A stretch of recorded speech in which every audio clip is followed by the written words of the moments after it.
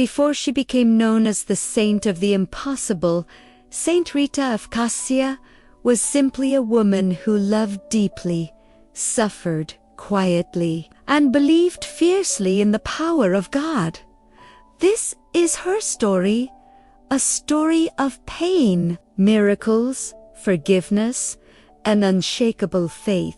A story that continues to inspire millions around the world. Rita was born in 1381 in the small town of Raccaparina, Italy. From her earliest years, she was gentle, prayerful, and filled with a deep desire for peace. Her parents were humble, kind, and respected as peacemakers. They taught Rita that love is stronger than hatred, and forgiveness is stronger than revenge. Even as a child, Rita dreamed of becoming a nun. She longed to dedicate her life to God.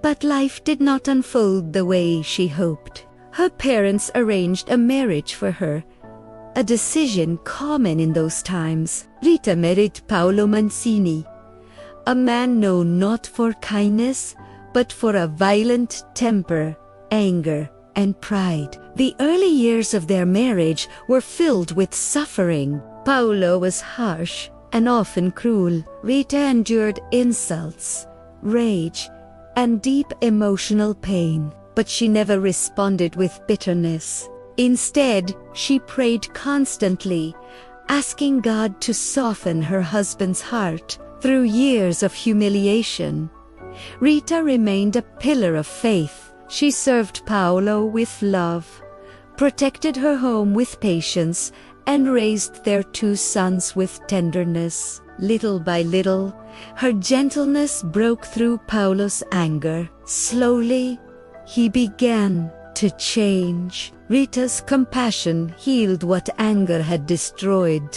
But just as peace finally entered their home, tragedy struck. Paolo, caught in a long-standing feud, was murdered on the road.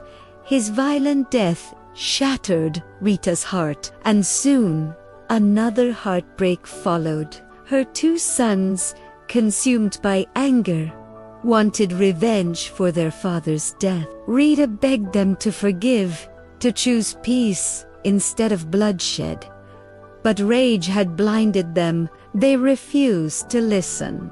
Rita prayed desperately that her sons would not commit a sin of revenge, and in a mysterious, painful twist of fate, both boys fell ill. Before they could carry out vengeance, they died, forgiven, purified, and at peace. Rita had lost everything: her husband, her sons, her family life. But she had not lost God. With her family gone, Rita tried to enter the Augustinian convent in Cascia, the life she had desired since childhood. But the nuns refused her. Not once, not twice, 3 times they turned her away, afraid her presence might bring the old feud into the convent. Rita didn't give up. She prayed for God to open a door no human could close. One night, as Rita prayed, something extraordinary happened. The saints she had always admired, Saint Augustine, Saint John the Baptist, and Saint Nicholas, are said to have appeared and guided her through locked doors. When the nuns awoke, they found Rita inside the convent chapel, kneeling in prayer. The impossible had happened. They finally accepted her. In the convent, Rita lived a life of deep prayer, fasting, and charity. Her love for Christ grew stronger every day. One Good Friday, as she meditated on Jesus' suffering, she prayed, "Lord, let me share in your pain." At that moment, a thorn from Christ's crown of thorns mysteriously pierced her forehead. She carried this painful wound for the rest of her life. As Rita grew older and weaker, she asked a visiting relative for a simple miracle.